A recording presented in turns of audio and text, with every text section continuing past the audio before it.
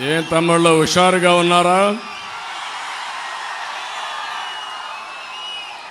నిడదవోలు 40 ఏళ్ళుగా చాలాసార్లు వచ్చాను నిడదవోలుకి. ఈరోజు మిమ్మల్ని చూస్తూ ఉంటే నాకు అనిపిస్తూ ఉంది, మీరు నిర్ణయం చేసేశారు అప్పుడే. మే 13 లాంఛనమే, గెలవబోయేది ఎన్డీఏ. అవునా తమ్ముళ్ళు? మొట్టమొదటిసారిగా 3 పార్టీల రాష్ట్ర అధ్యక్షులు ప్రజల్ని చైతన్యవంతులు చేయడానికి వారాహి నుంచి ప్రజాగళ వినిపిస్తున్నాం. నేను మొన్నటి వరకు మిత్రుడు పవన్ కళ్యాణ్ గారు వారాహి అంటే నేను విన్నాను, కానీ ఇక్కడ 3 పార్టీల తరపున సింహగర్జన చేస్తున్నాం. ప్రజాగళాన్ని వినిపిస్తున్నాం. ఇప్పుడే తణుకులో నేను పవన్ కళ్యాణ్ గారు రోడ్ షో చేశాం, అదిరిపోయింది. ఇక్కడ నిడదవోలు దద్దరిల్లిపోయింది. జగన్మోహన్ రెడ్డికి నిద్ర రాదు. ఇది చూసిన తర్వాత గుండె పగిలిపోవడం ఖాయం. ఎంత ఉత్సాహం అంటే, నేను రాజకీయాల్లో ఉన్నాను, కానీ ఏదైతే ఒక పక్కన పవన్ కళ్యాణ్ గారు పవర్ స్టార్,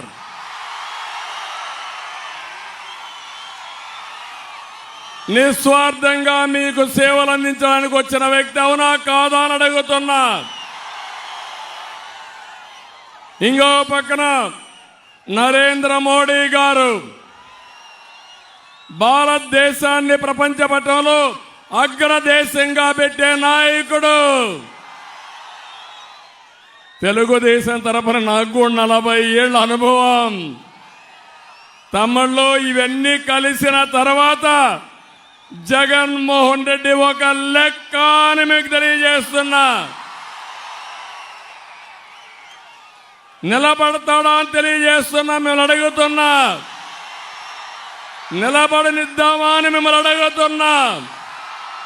ఇంటికి పంపించడానికి సిద్ధమా అని మిమ్మల్ని కోరుతున్నా. సిద్ధం అంటే గట్టిగా చెప్పండి. జగన్మోహన్ రెడ్డి ఎక్కడో సిద్ధం అని తిరుగుతున్నాడు. మీరు చెప్పాలి గట్టిగా, చప్పట్లు కొట్టి, జగన్మోహన్ రెడ్డి నిన్ను ఓడించడానికి మేము సిద్ధం. లాస్ట్ లో ఉండే తమ్ముళ్ళు, ఇటు పక్కుండే మీరందరూ కూడా. తమ్ముళ్ళు, ఇప్పుడే ఒకటే చెప్తున్నా జగన్మోహన్ రెడ్డికి, ఈ సభ చూసి చెప్తున్నా, మమ్మల్ని అడ్డుకోవాలంటే సైకిల్ స్పీడ్ వేస్తాం, తొక్కుకుంటూ వెళ్ళిపోతాం. పగలగొట్టాలని చూస్తే గాజు గ్లాసు మరంత పదనెక్కుతుంది. నీ గుండెల్లో గుచ్చుకుంటుంది. ఖబర్దార్, జాగ్రత్తగా ఉండు. బురద వెయ్యాలని చూస్తే కమలం వికసిస్తుంది తప్ప నీ బురద అంటదు. ఈ 3 కలిసిన తర్వాత తమ్ముళ్ళు ఇంకా అన్స్టాపబుల్. ఒక్క విషయం మీరు గుర్తుపెట్టుకోవాలి, పవన్ కళ్యాణ్ గారు కొన్ని విషయాలు చెప్పారు.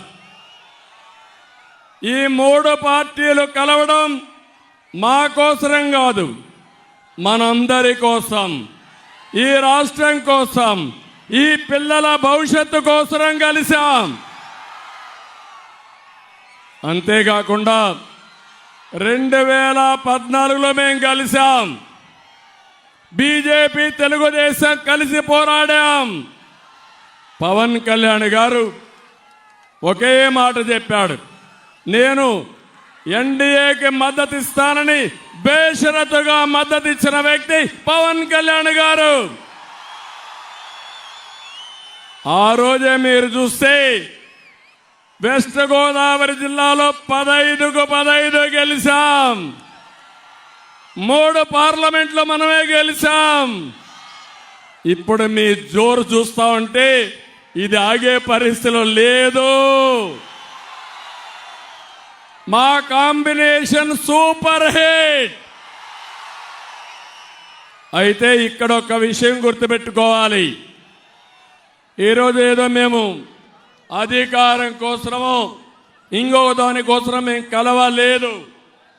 ఈరోజు ఒక విషయం మీరు చూస్తే పవన్ కళ్యాణ్ గారు కోట్ల రూపాయల ఆదాయాన్ని వదులుకొని విలాసవంతమైన సినిమా రంగాన్ని వదులుకొని మీకోసం వచ్చారు. ఆ విషయం మీరు గుర్తుపెట్టుకోవాల్సిన అవసరం ఉంది. చాలా మంది సినిమాలో హీరోలుగా ఉంటారు, కానీ ప్రజల్లో నిజమైన హీరో పవన్ కళ్యాణ్. అనేక సందర్భాల్లో పవన్ కళ్యాణ్ గారి పైన వ్యక్తిగత దాడి చేశారు, మానసికంగా వేధించారు, ఎక్కడికక్కడ అడ్డుపడ్డారు. కానీ వారిని చూసినప్పుడు నాకు అనిపించింది, మడమ తిప్పని నాయకుడు పవన్ కళ్యాణ్ గారు. చీకటి పాలన అంతం చేయాలని ఎన్ని అవరోధాలు సృష్టిస్తే మేమంటే రాటుపోట్లకు బాగా అలవాటు పడ్డాం. కానీ పవన్ కళ్యాణ్కి అలవాటు లేకపోయినా నిలబడమే కాకుండా నిలదొక్కున్న నిజమైన నాయకుడు పవన్ కళ్యాణ్ గారు అని చెప్పి నేను మీకు తెలియజేస్తున్నా. ఈరోజు ఒక్క విషయం మీరందరూ గుర్తుపెట్టుకోవాలి.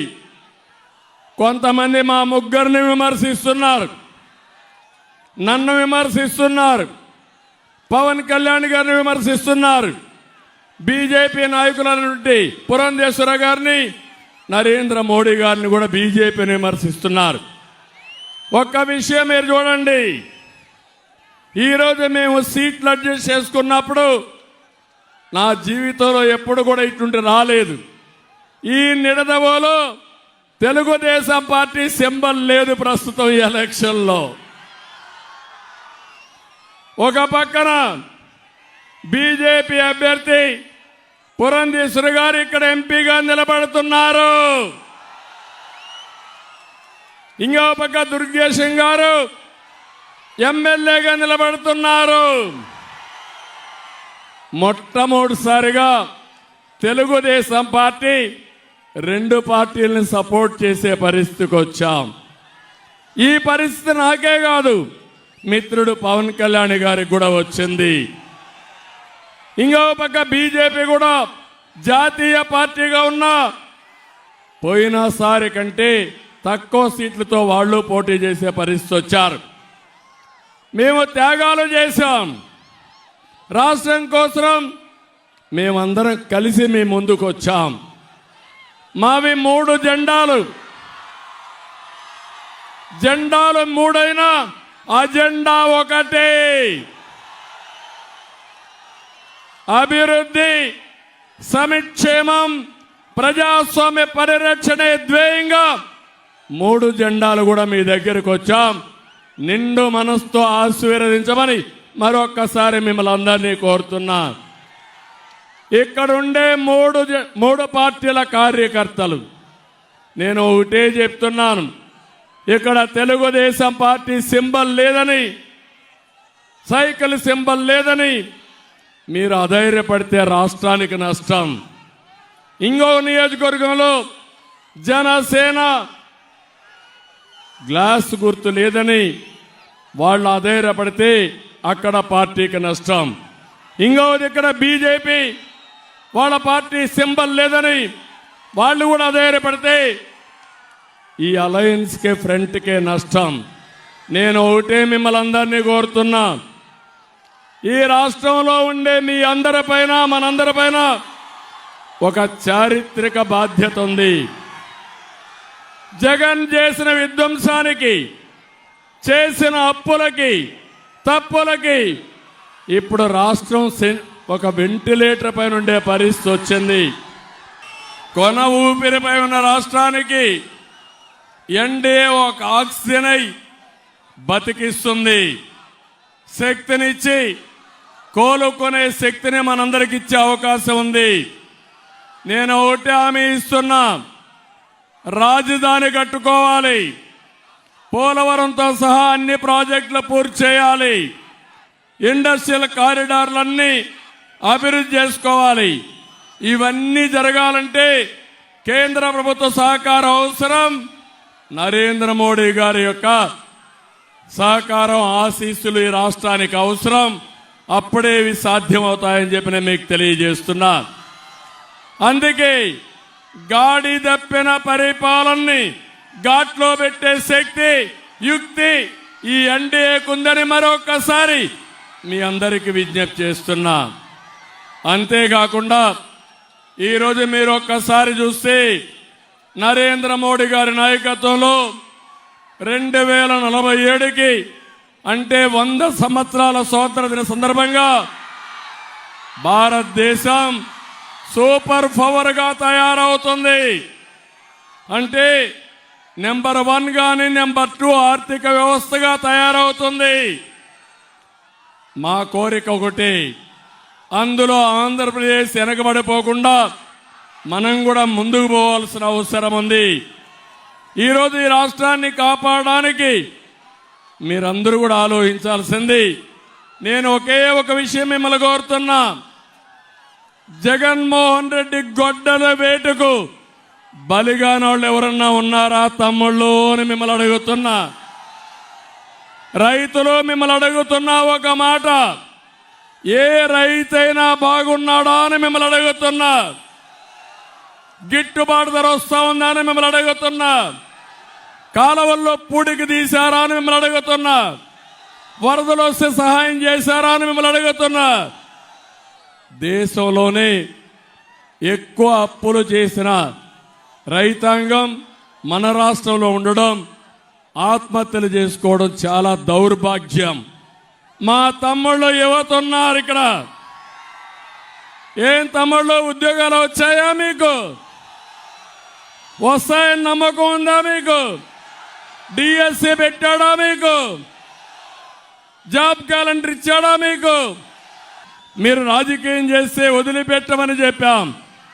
అందుకే వాళ్ళకు కూడా ఒక ప్యాకేజ్ ఇచ్చాం. నిన్న వాలంటీర్స్ 5,000 రూపాయల జీతం 10,000 రూపాయలు చేశామని ఈ సభ సందర్భంగా మీకు తెలియజేస్తున్నా. అంటే 5,000 కావాలన్నా 10,000 కావాలన్న ఒక విషయం అయితే, రెండవది ఎంఏ చేశారు, అదే మరి ఇంజనీరింగ్ చేశారు. చాలా మంది సమర్థులు కూడా చదువుకొని ఊర్లో ఉద్యోగం ఉందని ఈ 5,000కే ఫిక్స్ అయ్యే పరిస్థితి వచ్చారు. వాళ్ళకు ఒకే హామీ ఇచ్చాను, మీ కెపాసిటీ బట్టి స్కిల్ డెవలప్మెంట్ చేసి మీ ఆదాయాన్ని పెంచుతాం. 10,000కే పరిమితం కాదు, లక్షల రూపాయలు సంపాదించే మార్గాన్ని మేము చూపిస్తామని వాలంటీర్లందరికీ విజ్ఞప్తి చేస్తున్నా. వాలంటీర్కు ఒకటే కోరుతున్నా, నిన్నటి నుంచి వైసీపీ సైన్యం వాలంటీర్లు అనుకున్నారు. ఇప్పుడు వాలంటీర్లు పూర్తిగా ఎన్డీఏకి సపోర్ట్ చేసే పరిస్థితికి వచ్చారు, లేకపోతే తటస్థంగా ఉండే పరిస్థితికి వచ్చారు. ఇక్కడ ఉండే కార్యకర్తలందరినీ ఒకటే కోరుతున్నా, ఏ వాలంటీర్ కూడా వైఎస్ఆర్ కాంగ్రెస్ పార్టీకి చేయడానికి వీలు లేదు. ప్రజాసేవ చేయమనండి, మనం అండగా ఉంటాం. రాష్ట్రం కోసం పనిచేయమనండి, మనం సహకరిస్తాం. రాజకీయం చేస్తే, వైసీపీకి పనిచేస్తే మాత్రం ఎవరిని వదిలిపెట్టాం. అది మంచిది కాదు. ఇప్పుడు జగన్మోహన్ రెడ్డి ఎంత దుర్మార్గుడు. హలో ఏపీ, హలో ఏపీ, గట్టిగా చెప్పాలి మీరు. Hello AP. ఇది పవన్ కళ్యాణ్ గారి యొక్క ఒక మాటలో చెప్పాలంటే, ఎక్కడ పోయినా నిద్రావస్థలో ఉండే సమాజాన్ని నిద్ర లేపడానికి, నిద్ర లేస్తేనే హలో ఏపీ అనే మాట ప్రతి ఒక్కరూ మాట్లాడాల్సిన అవసరం ఉంది. 30 రోజులు గుడ్ మార్నింగ్ కాదు, hello AP, hello AP, hello AP, hello AP. శభాష్, గుడ్, నమస్కారం, ధన్యవాదాలు. ఇప్పుడు 3 పార్టీలు కూడా Janasena, Janasena, Janasena, Bharatiya Janata party, Bharatiya Janata party, Bharatiya Janata party, Telugu Desam, Telugu Desam, Telugu Desam. NTR Amar high, NTR, NTR, NTR.